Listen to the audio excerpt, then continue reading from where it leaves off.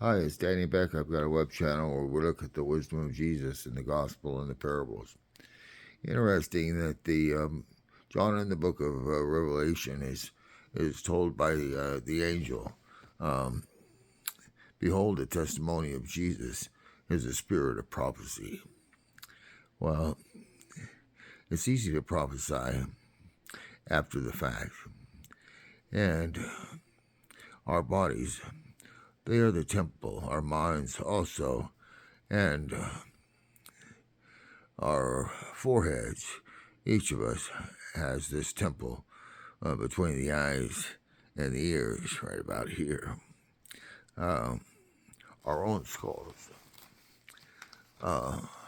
When they crucified Christ, they thought that they had saved themselves from the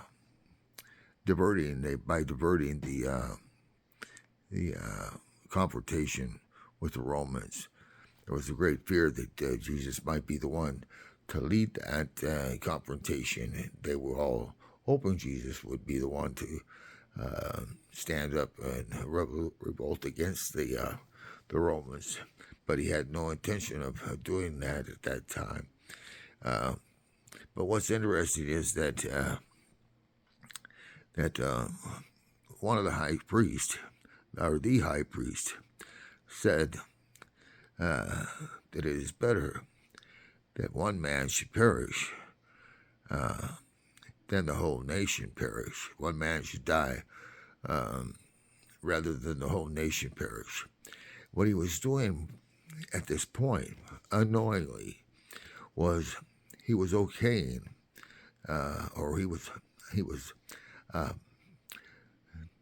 actually approving of Jesus being the sacrifice to save the Jewish people, and unknowingly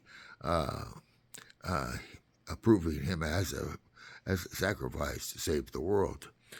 The temple, where it was two temples. That's actually, if you think about it, Jesus was crucified at a place called the Scull.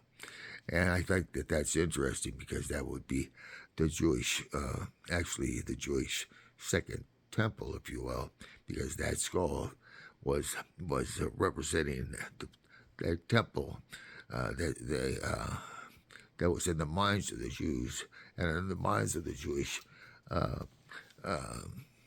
religious leaders, that he was going to be sacrificed to keep from this war with Rome, to keep that from happening. And as it turned out, Jesus said, well, he destroyed this temple, and he was speaking about his own body. Destroy this temple, and in 3 days I will raise it up. Well, it's just interesting that for a different motive, that the high priest actually had in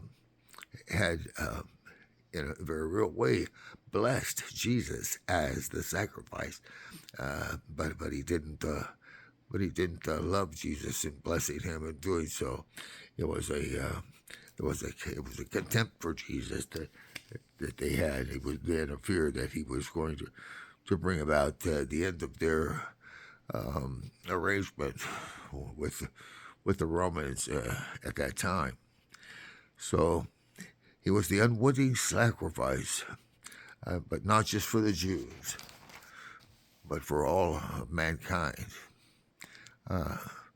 Jesus was sacrificed in the minds of the Jews, unwittingly sacrificed for the sins of all mankind.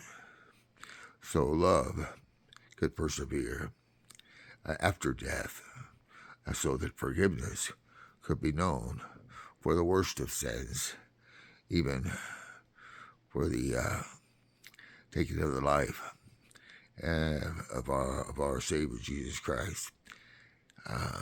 Forgive them, Father, they know not what they do. He planned on saying that and expressing that in spite of their actions, he loved his enemies.